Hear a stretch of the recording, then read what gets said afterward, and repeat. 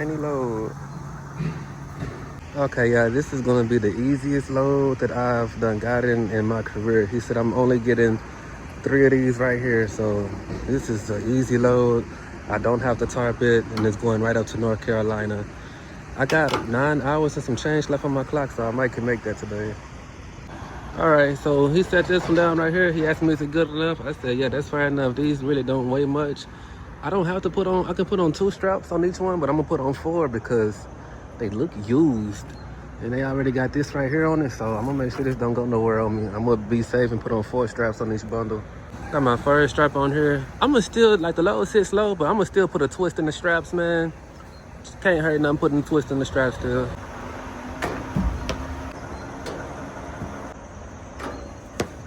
All right, I got all of my straps on this first one. He's setting down the second one. I'm gonna do the second one the same way, 4 straps on it. Out of sight, you know, you look at this and you see where you're going. So you ain't gotta do too much controlling for it at all? Yeah. That's cool. What's the battery life on it? About 30 minutes. That's fair. That'll be all I need. So you get fine itself. So. Okay, y'all, in the meantime, I went ahead and threw these on, got the twist in it how I need it. It's hand tighten at the moment. I gotta go back and bar tighten it. And he just set that on there how I'm supposed to. I don't know if you guys can see it, but that last piece, the last one I'm getting, it's just right there. I'm gonna go ahead and tie these down, man, get up out of here. This is the easiest load I've gotten in my career, guys, hands down. Got my bar right there. I just went ahead and completed that one, so now I just gotta focus on these 2 right here. I'm gonna knock this out the way real quick.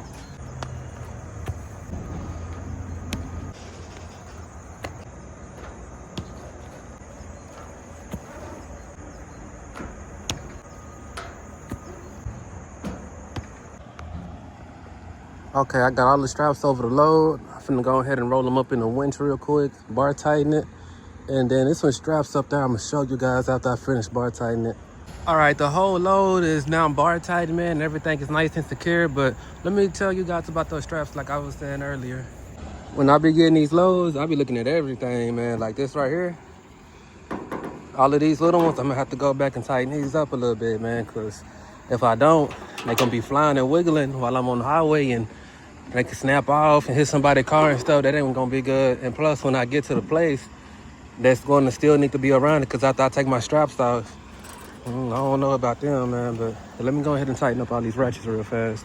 Yeah, man, you want them tight enough where they not gonna pop either, though. Like, you want them tight enough just so they won't fly off and it'll still hold the product. Let me zoom in real quick. Okay, you guys see my headache rack? That strap that's going across right there. One thing I learned about these kind of straps, they're kind of similar. Well, these right here a little different, but these right here the same ones I use on my headache rack. If you tighten them up too tight, you'll pop them, bro. They'll break and stuff. I guess they kind of cheap or whatnot, so that's why I only put a certain amount of attention onto them. Let me go ahead and get my BOL and roll up out of here. I got to go to North Carolina. I just pulled up into the Ohio rest area, doing me a quick load check, tire check. Then after that, I'm going to go inside, wash my hands real fast. That place, I had to make my own BOL because they said this stuff is just going from one location to the next location. I guess they got another warehouse or whatever in North Carolina. Yeah, I'm glad I had tightened them wrenches up, because if not, yeah, that just would have been flapping. They would have flew off, man. Just be careful looking for them hazards, man, on certain kind of loads. Yeah, let me get in here real quick, wash my hands, probably give me a little drink or something. I gotta stop about 2 more times for 2 more load check, tire checks till I get to my fuel solution. The load is only like a 500-mile load. I might spend the night at the shipper. I said, are you serious? I'm only getting 3 little bundles of beans. He said, yeah, that's all you're getting. I was like, oh yeah, this is a real driver's appreciation week kind of load. The fastest way to be chopping down the road, get ahead, get them miles, is load check, tire checks in the rest area, instead of going to the truck stop and trying to find a spot and all that good stuff. But anyways, I'm trying to go to the vending machine. Look at my co-driver. Oh, he got a training. Okay. Let me go on about my business. I done made my way over here to this place in West Virginia. I really don't know the name of the place, but I've been here, like, this is my 3rd time coming here. It's like really nice on the inside. They got plenty of parking too. And it's like a little meat market across there. If you've been here before, Type down in the comments what's the name of this place. I really don't know. I'm finna get in here real quick. Probably grab me a little bite to eat. I decided to get me some Starbucks, man. They got a menu right here, but that's like a smaller menu. And it's something else. It was another sandwich that I wanted. I told them what it was, and they said, yeah, I got you. I thought they was only serving that. I've been looking at my truck for a little minute, like between today and yesterday and stuff. It's time for me another truck wash. I ain't been like pulling it off, like pushing it away, but when you get a truck wash, you got a trip planted into your day, and boy, ain't been having a whole lot of time. Anyways, I got my Starbucks. Finna go ahead and chow down on this and keep on moving, man. All right, so what part of North Carolina you headed? I gotta look on the VOL and see it again. Okay. Yeah. That's okay. Cool. I just got into Virginia. I am about a state away from North Carolina, I think now. Anyways, when I went inside, I got this sticker right here. I was over there taking a picture of the sign, and then the guy, he was like, come inside, get a sticker. I was like, cool. But let me go ahead and keep rolling. Don't be upset, but silly me. This is what I had did. I forgot when I was at the place where I picked this up from, I put in the actual place instead of my fuel solution. And when I got over here, I thought I was coming to my fuel solution. I was thinking to myself, I was like, why is the Love's travel stop so far off the freeway? And then I got to thinking about it. I said, nah, it's not Love's. I'm going to the Cons, and I forgot. I'm like, when I was at the place, I did just put it in. I always do that. I always put in the actual place instead of the fuel solutions just to see how many like miles it is. And now I'm over here. I done passed up my fuel solution, man. My fuel solution is 21 miles back that way. So what I'm going to do, I already went inside right now, too. That's where I'm coming from. And I just asked them, I'm like, this is such a small load. I was like, they probably just go ahead and take it right now because, like, the workers and everything, the doors are all up and stuff, so they still in operation. But right now, they not receiving. They just only shipping right now. But they did say they start at 5 o'clock in the morning for the receiving. So I was like, okay, cool. I come back at 5 a.m. He was like, yeah, that's cool. But in the meantime, I'm going to drop my trailer. I'm going to bobtail over there to the Loves and take me a shower and come right back, man. That's what I'm finna do in the meantime. Got my landing gear dropped. Got my fifth wheel out. My hose is unconnected. Go ahead and roll out. I remember one night I was at the Tulsa terminal and I was sitting with a couple of trainers and they told me, well, not they, it was only one trainer that had said it.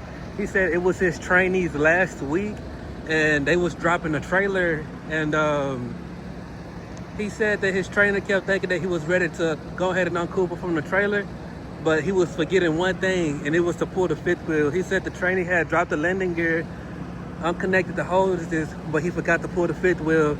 And then the trainee kept on walking around, and then the trainer was like, on his last walk around, he had to go ahead and tell him. He was like, it's your last week, And then the trainer was like, oh, I forgot to check that and stuff like that.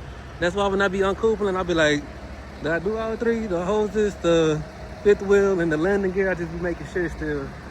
I just got over here to the Loves. I done bobtail parked next to this other bobtail.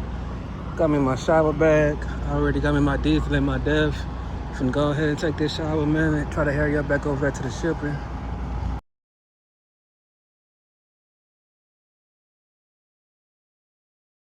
I had to mute it because they was playing music inside of the Loves, but when I came out and I seen the camel at the register, I was like, what is going on? I took a picture of it too. I'm gonna post it. But I seen that, I was like, wow, the dude, he was like, take a picture. I was so scared. I got next to it. I was like, man, I'm thinking it's like an artist. It'll probably kick me or something, but it was nice and friendly, bro. Finna head back over here to this Cons. I just made it back over here to the Cons.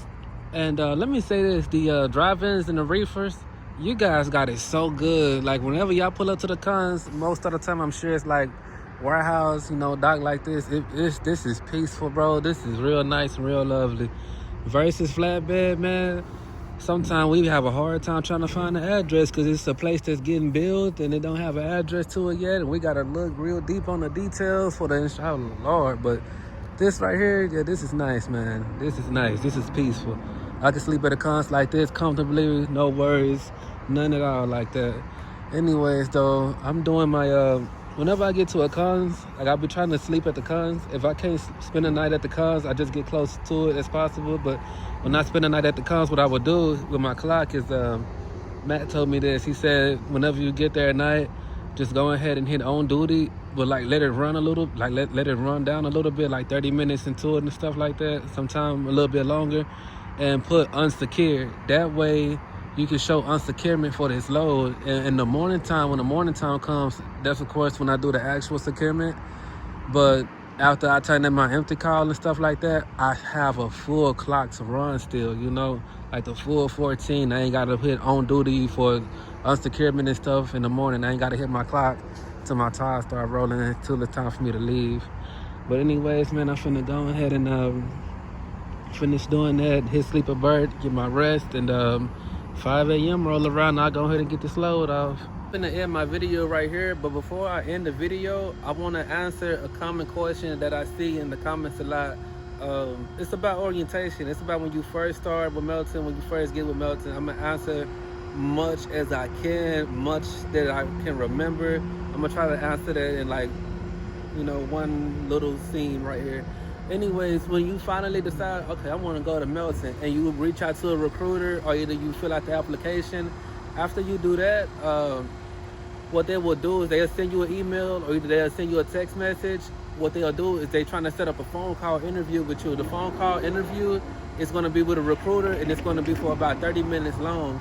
And they're going to tell you everything about Melton. And then if it sounds like it's something that you can do, what they'll go ahead and do is they'll, you know, you hired at that point, you know, well, let me not say that, because you don't really get hired until like the very end. You know, you got to go through the orientation, you got to go through the over the road, you know, training and stuff like that. You got to pass all these different tests. But after you finish talking with the recruiter and it sounds like, you know, it's something that you can do, what they'll go ahead and do is they move very fast paced. Because when I had the 30-minute phone call interview, it was on a Wednesday, and by that Sunday I was on my way to Tulsa already. It's 3 different ways that you can get to Tulsa. Either they'll send you a Greyhound ticket, they'll pay for it, or either rent a car, they'll pay for it, or either buy a flight and they'll pay for it. They pay for you to get out there. And it was a Wednesday when I had that phone call interview, and by that Sunday I was over the way to Tulsa so I can be there by that Monday to start my orientation. When I first got there on that Sunday, what we did was, it was a little van they picked us up in. It was me and like 2 more other guys inside the van. We went to a Sure State hotel. It's a hotel that's about, I want to say 10 minutes, 12 minutes away from the Tulsa terminal. Yeah, about 10 minutes, 12 minutes away from there. But when we got to the hotel, what they did was they put you guys in pairs, 2 people per room. You have a roommate while you're in orientation the whole time. And in the morning time, oh wait, let me not get too ahead.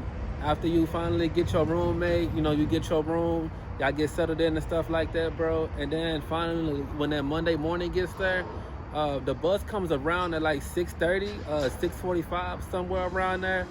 Do not miss the bus. Don't miss the bus. If you got a roommate and he's still kind of sleeping, just wake him up. Be like, hey, bro, come on, you know, we gotta catch this bus, bro. Anyways, we all get on the bus. It was one lady. She was really funny. She was really funny. I don't know if she still drives. I heard somebody else drives the bus now, whatever. But anyways, though, we had this real cool lady that was driving, man. I missed her, bro. When I go to the terminal, sometimes I can still kind of like see at the training department. I'm like, yeah, man, I don't know what happened to her. But anyways, when we first get over there, you're gonna pass the Tulsa terminal up. You know, the big pretty building that's all nice with the flowers in front of it and stuff. We all thought that's where the training department was at. No, it's actually Melton-owned land around the terminal. It's a building that's like right down the street. It's within walking distance though from the terminal, but it's a building right down the street. That's the training department, like the actual training building. It's a little shop right there. They got resale trucks right there. They got the marshals in the back. And then they also got like a big maneuvering course and stuff like that. But once you get there at 7 o'clock a.m., when we first got there on Monday, it was our first day. When you get inside, they got your name on the desk. You just walk around, you find your name, and after everybody finally found their name and stuff, that's when all the trainers come out. Well, not all of them. You meet different trainers out through the week, but that's when a few other trainers came out and they introduced themselves and stuff like that, gave us a nice warm welcome into Melton. And after that, we got assigned these log books. They give you like a log book, And every day we in the logbook. I think what is it? If we outside in the marshal, that's like drive time, and then like whenever we inside the classroom, that's like on duty. It's a logbook they give us. Like they teaching us how to do logs. They go around and they check it every morning. They check it and stuff too. That was something. I'm so glad we go by EOD now, because the logbook is something. It's not hard to learn though. I just rather do the EOD. Some people prefer to do logbook, but anyways though, after they give you the logbook and stuff like that Monday morning and give you a warm welcome and you found your seat, we go outside to the marshal. Well, not really the marshal quite yet. It's like the maneuvering course where they got it there. We do like a little test, like a few small tests right there. It's only 3 tests that we do. The first test they do, what was the first? There was the tarps. The tarps was the first test. Everybody in my class, we was like, you know what? I think they put some bricks inside the tarps, because the tarps, they felt really heavy. Like you can look at it and think it don't weigh that much. We picked it up and it seemed to be heavy. It's still to this day, I ain't gonna lie. I think they put something inside the tarps too. But anyways, you pick up the tarp, you put it on the trailer, and then you put it back on the ground. That's test number 1. Test number 2 is they got a trailer out there with a load on it, and I think it's a ladder. It's like it's a nice size load, but you climb up to the top of the load, and you touch the top of it, and then you come back down safe. That's the second test. And then the third test is a balance test. You got to balance on 1 foot. I think it's for like 30 seconds. It could be 45 seconds. But those the 3 tests though. It's picking up the tarp, putting it back down, getting on top of the load, coming back down, and doing the balance test. Give you a little side note too. When I was doing the balance test, if you see somebody else that's kind of like wobbling and messing up, like you're gonna look at them and probably kind of mess up too. So the person next to me, he was like, hey bro, look at the ground, because he was in the military. He said they did the same test, and he said like whenever they would do the test, he would just look at the ground, because you know, he look at somebody else, you know, it'll mess him up. So I looked at the ground. I'm like, okay, yeah, that helps. So, you know, appreciate that guy. I forgot his name. Not that I forget my classmate's name. It's like a lot of us in the classroom. But anyways, though, after we do those 3 tests, we go back inside, and then we do a lot of classroom instructions, you know, because that Monday, what they want to do is like prepare you for the rest of the week, prepare you to learn how to secure the loads and stuff like that. So it's a lot of classroom instructions. But we also got a lunchtime though, and I think with the little log books I was telling y'all about, every day we go on lunch. With the log, I think we click off duty, because like, you know, we on our lunchtime, it's like a 30-minute break, kind of like out here how we gotta take a 30-minute break. Anyways, though, the lunch be good though. They be bringing us some good lunch in there every day. After lunch, we did a few more classroom instructions, and then I forgot a whole part, bro, that was like very important. After we got done with the lunch and did a few more classroom instructions, they had asked like, who has the knee pads, who has the hard hat. I mean, not who has it, who doesn't has the knee pads, who doesn't have the hard hat, or who doesn't have the safety safety glasses. Because before you get out there to Tulsa, they do send you an email, and it's like pretty much everything that you need, like safety glasses, a hard hat, a safety vest, steel-toe boots. I think it's knee pads. Yeah, I think it's knee pads too. Like that's your PPE. And then also in that email, they tell you things that you're gonna need while you're over the road with your trainer, like, you know, bedding sheet, pillows, you know, like a little laundry sack, stuff like that. They send you that email before you even get out there. But after like I was telling y'all though, after we got done with some more classroom instructions and stuff, after lunch and stuff, that's what they did. They made sure that everybody had the proper PPE, because after Monday, that's when you finally go out there into the marshals and stuff. So on that Tuesday, what they will do is they will put you guys in groups depending on your class size. It could be a group of 4, a group of 5, a group of 6. They pair y'all up in groups, and as y'all in these groups, that's when y'all finally go out there into the marshals on that Tuesday. And when y'all are out there in the marshals, it's like, it's 2 parts of it. They got some loads that are inside, like a little building and stuff like that. No, it's not a No, the building is not climate controlled, because out here, you know, it's not climate controlled. It's like, if it's snowing and it's raining and stuff like that, you're gonna still have to do the load. So, you know, they try to make it realistic as possible. But it be some places, kind of like the place I'm at right now. I'm pretty sure when I get offloaded, it'll probably be this round. So, you know, whatever. But anyways, though, it's two parts of it. the actual Marshall is indoors and stuff, but it's not climate controlled. Then they got more loads outside on the trailers too. It's like 2 parts to it. So, you know, you and your group, y'all going around, you know, doing the practice loads and stuff like that. And it's also a board that's inside the Marshall. It's like group 1, group 2, whatever group number you is. It's like they got the groups on there, and then they got like the loads going across the top, and then they just crossing out which loads your group done already. It take a little minute and a little time with the loads too, because, you know, we new to it, we don't really know, so it takes a little minute. But as we out there doing the loads, the trainers, they do come around like to each group. They got enough trainers too, like to, you know, give attention to each group. They got enough trainers and stuff like that. Monday you're gonna meet a few, Tuesday, you know what I'm saying, you meet the rest and stuff like that. But the trainers, they come around to the groups, they give you guys a hand, they'll show you the actual way and stuff like that. It is one trainer. I ain't trying to show favoritism or nothing like that. I like all the trainers that's in Melton, but it is one guy that's in the training department doing orientation. His name is Pork Chop. That's my guy right there. He funny. But anyways, so they come around, you know, they make sure, you know, y'all doing it the right way and things of that nature. And every time y'all complete a load, they scratch it off the board. And that's what y'all gonna do out through the rest of the week. But out through the rest of the week, I think it starts on a Wednesday. I think Wednesday is when it starts. That's when y'all get in the truck. And it's 2 different drives that y'all do in the truck. I think, not that I know this for sure, if they haven't changed it yet, because they changed up the training, but they only changed it for the better. I started 14 months ago. It could be different now.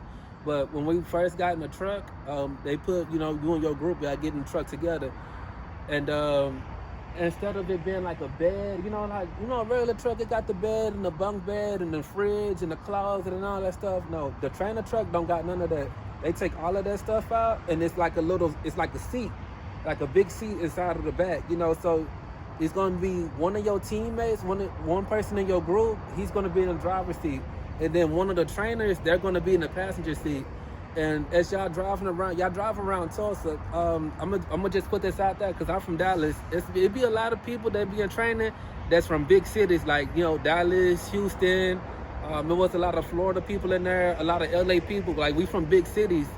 So we used to our streets being like really wide and we could turn real wide and stuff. When we got to Tulsa and we was driving around Tulsa, it's not like that. And you got to remember, like, the catwalk on the flatbed, it's not a stretched catwalk or nothing like that, but it is a little bit longer. Like, if you go look at a reefer or a drive-in, you see how close the trailer is to, like, you see how close the trailer tractor is on the flatbed. It got a little space right there, and it's 53 foot. But anyways, you drive around Tulsa. It's not a big city. Like, it's a city, but it's not like, you know, our major city kids, you know what I'm saying? We got in there, we was like, man, why these streets in Tulsa so small and stuff like that, you know? So we driving around.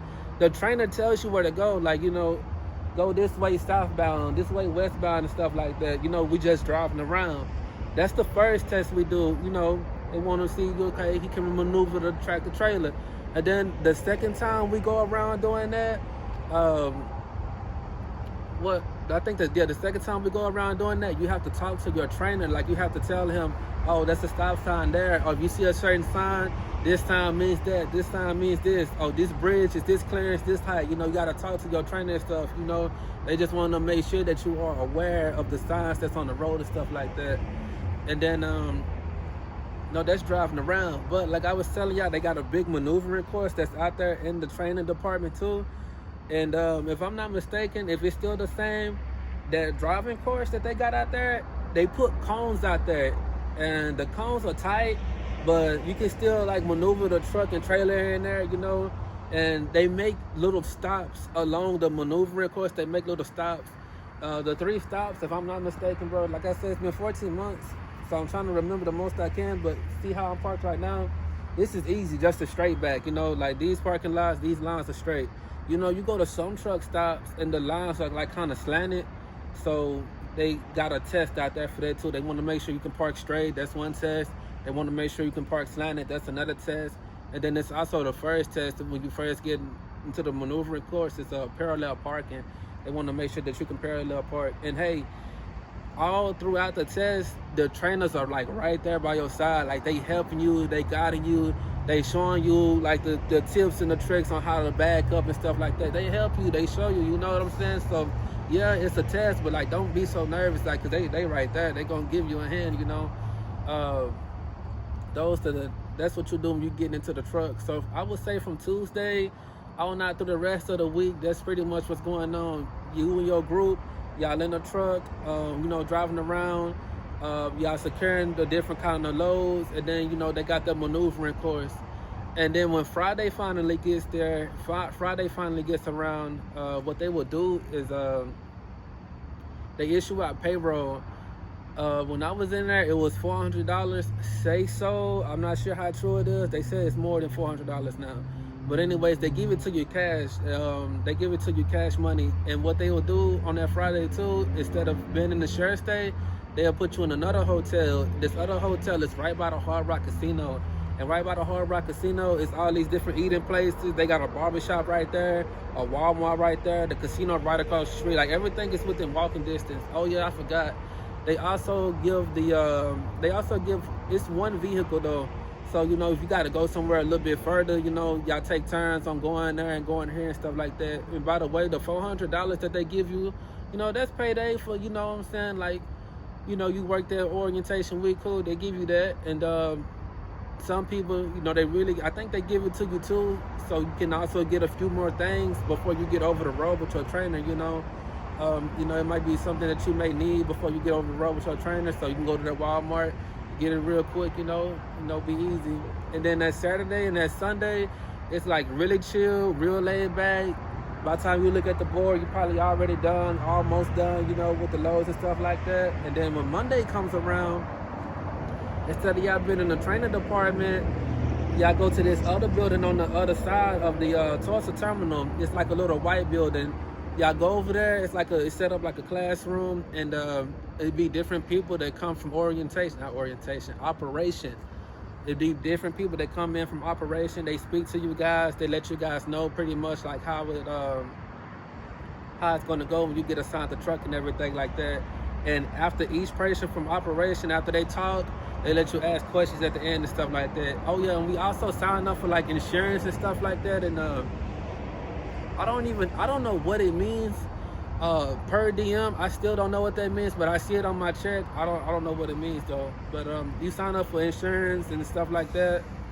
Or like if you want some extra money taken out of each check and you get it at the end of the year, you know, stuff like that. And for the insurance, I heard that like if you a smoker, it'd be a little bit more, but not too much. It's funny that I remember that because it was actually my roommate who said it. He's a smoker, and then one of the ladies from operation, she was like, so if you're a smoker, make sure you put that on the insurance with the woo, you know, it'd be a little bit more. And then he said, for real? And then she was like, yeah. Then he was like, I'm glad I don't smoke. And he checked off yours. I was like, everybody started laughing because we all know he smokes. But anyways, that's what you do when you go to that building on Monday. Some people leave out with their trainer that Monday, and then if not that Monday, that Tuesday. If not that Tuesday, you know, by that Wednesday for sure. But each day that you wait for a trainer, I think it's like an extra $100 a day. And the way they do with your trainer is they give you their phone number, and when it's time for you to go with your trainer, you go outside the classroom. It's like I forget the guy's name. Is it Jake? I don't think it's Jake. It's a guy. He sets you up with your trainer. He puts you on the flight so you can wherever your trainer is at, he puts you on that flight so you can go meet up with your trainer. And if it's too late, like the end of your flight, whatever time you land, if it's too late, Melton, they'll pay for you an Uber to go to an hotel. They pay for the hotel for that night. And then in the morning time, they pay for you another Uber so you can go meet up with your trainer.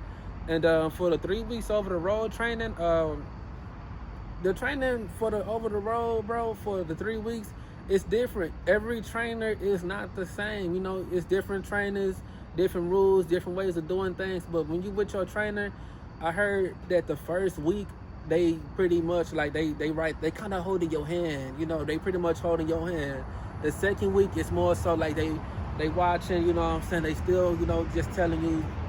There's more so like the first week they helping you, giving you a real good hand. The second week they more kind of like verbal, you know, just telling you. And then like your last week is more like, you know, kind of more so independent. So they just, you know, okay, you know, good job, you know, woo to woo, just, you know, letting you be. That's pretty much how the 3 weeks over the road training go. If you worried that, oh, I'm gonna get a bad trainer or boot, let me say this: Melton got good trainers. I know I be hearing everybody be scared, like everybody heard horror stories and stuff like that, yeah. But Melton got good trainers. You don't have to be worried or have that thought in the back of your mind, like, man, what kind of trainer am I gonna end up with and stuff like that. Oh yeah, and for the training, they let you. It's like a little paper that you fill out. Like, do you want a male trainer? Do you want a female trainer? Is it okay if your trainer smoke? Do you want a non-smoker? Is it okay if you can go with a trainer that has a pet, or you don't want to be with a trainer that has a pet? It's like a long little list. They ask you the hobbies. I think they even ask you what kind of food you like. Like, they really try to pair you up with the kind of trainer that they think you get along with best. You know what I'm saying? So don't worry about, will I have a bad trainer? They gonna pair you up with somebody, you know. That's why they make you fill out that little list. Anyways, after your 3 weeks of the over the road training is up and over with, what they'll do is everybody go back to the Tulsa terminal after the training. Everybody go back to the Tulsa terminal. When I got back, it was 5 of my classmates there, and when we got back, I forgot to tell you guys. Don't be mad, guys. I forgot to tell you. When you go over the road with the trainer, the same logbook they gave us during orientation, we still do that logbook every day. And your trainer, he checks it every day. When you get back to the Tulsa terminal after the 3 weeks, they check it too. They just want to see that you did it. Please do not go back to the Tulsa terminal and you don't have that logbook done. Please have the logbook done. Anyways, they check the logbook, and then after that, you take a test, like a 30-minute test. I said 30-minute test. I mean a 30-question test. I think it's 30 questions. If it's not 30 questions, it's like 20 or something. It's not a hard test, though. They just want to make sure you went out there, you learned, and then at the back of the test, they give you, like, they ask you to write about your trainer. What was the experience like? You basically rate your trainer. So after you turn in the logbook and then you turn in the test, what they will do is, depending on what part of the country that you live in, that's where you would go and get upgraded at. That's where you would go and get your truck at. We got the Tulsa terminal, we got El Paso, we got Birmingham, Laredo, and we also got Mazarine. So we got 5 terminals. I live in Dallas, and I got upgraded in the Laredo terminal. I don't know how they do it, but I live in Dallas. I got upgraded, and I got my truck in Laredo. When I got upgraded with my truck, I met the manager, the guy who runs the Laredo terminal. His name is Tom, real cool dude. We got there. Tom, he pretty much, he introduced himself, gave us a warm welcome there to Laredo, and we walked around, and he just gave us, like, hey, when you come to Laredo with your truck with a load, everything go to Laredo, pretty much goes into Mexico. It's rare that you'll drop it off somewhere local in the area, but Laredo is a different terminal, bro. I'm 14 months in, and every time I go to Laredo, the dispatch and the people who work, they nice, they friendly, they just remind you, like, hey, turn in your empty car. Hey, did you do this? I be like, oh, it be a lot going on because the freight goes into Mexico. But anyways, he explained that to us the best way he could. He gave us the keys to our truck. The way you get a Freightliner or a Kenworth at the Laredo terminal with Tom, he's a fair guy. So what he do, he'll flip a coin. That's how I got a Freightliner, because I wanted a Kenworth, but he only had 2 Kenworths. I mean, he had 1 Kenworth and 2 Freightliners. It was 3 of my classmates that went to me and 2 of my classmates that went to Laredo, and that's how I got a Freightliner. But after we got our trucks, we got our keys. There's a lot of stuff that comes with the truck. If I try to tell you everything that comes with it, 18 straps, 12 chains, 12 binders, stake pockets, so it's a lot. The tarps. It's a checklist that you get. I think it's about to start raining on me. It's a checklist that you get when you first get the truck. Make sure he just, making sure that you got everything you need. So when you out there on the road, you got everything. And after that, that's when he gave us all of our driver managers. I said all the driver managers. You only get 1 driver manager, but I'm thinking about me and my 2 teammates that was there with me. Anyways, you call your driver manager. Y'all have a phone call interview. Not a phone call interview. Y'all just meeting each other. They introducing themselves. You introducing yourself. You telling them where you live at and stuff like that. What you'll do for, where you'll park at for home time, things of that nature.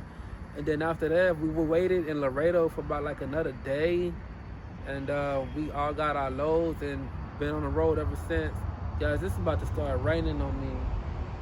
If you watch my videos to the end, I appreciate that love and support.